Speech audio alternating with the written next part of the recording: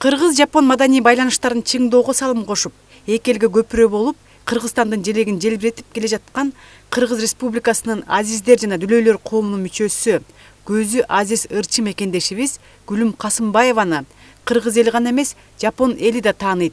Ал дүйнө үнү Жапонияда аттуу конкурска барып, гран-прини жеңип келген.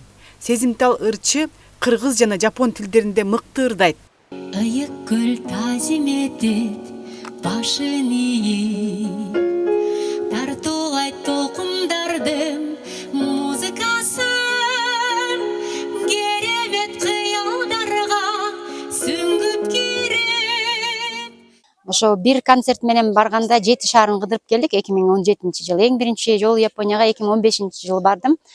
Токиодо Митарио деген жалпы эле журтум тааныйт болуш керек. 31 август сайын келип, эгемендүүлүк күнүндө ырдап кетет. Ошол артист менен чогуу Токио шаарында концерт бергенбиз. Мацуда-сан аркылуу Асано Юки-сан менен да таанышып калдым.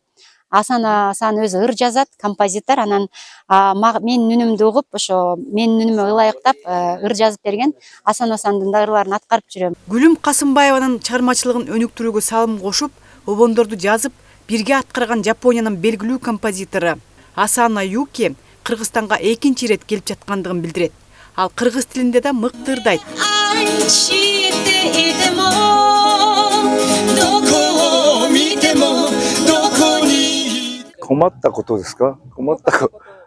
Кыргызстанга экинчи жолу келдим. Жайка уюмундагы Мацуда мырза аркылуу Гүлүм менен таанышып калдым. Кыргызстан мага абдан жагат. Бишкекте автоунаалар өтө көп экен.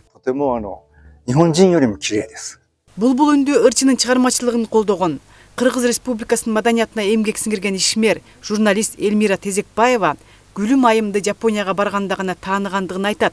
Кыргызстандагы биринчи концертин демилгелеп, өткөрүшүнө салым кошкон.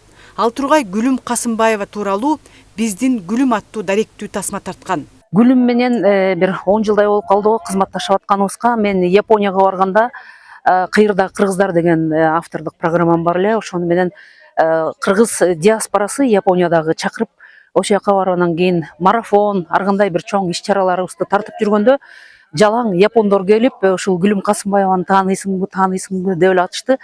Гүлүм деген ким экенин деле билбейт экенмин, чын эле укпап турмун буга чейинчи.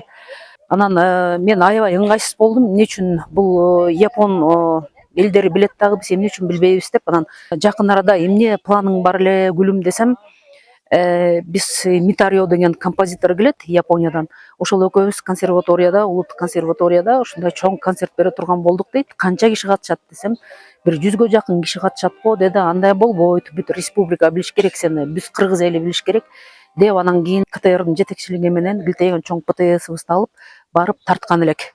Ошондон кийин Гүлүмдүн чыгармачылыкка болгон Кыргызстандагы кыргыз элинин баары билип калды.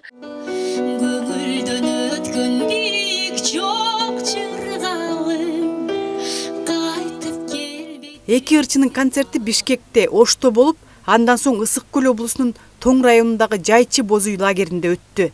Көптөн бери Япон өлкөсүндөгүлөр менен чогуу иштешип, иш алып барып келебиз. Ошол негизден алар дагы ушу биздин лагерде ушу чакан концертин койгонго суранышты. Мына угуп жүрчүбүз, бирок баягы жакындан көрө элек болчубуз. Бүгүн мына концертти бул жерде болгонуна биз абдан кубанычтабыз. Аябай жакшы таланттуу адамдар экен, үнү дагы жакшы экен.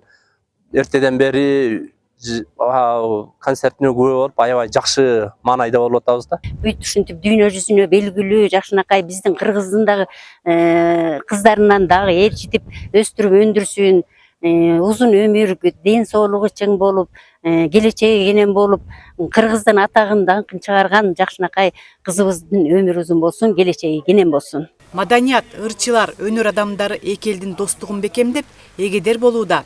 Кыргызстанга келген жапон өкүлдөрү да комуз үйрөнүшүп, чертип жүрүшөт.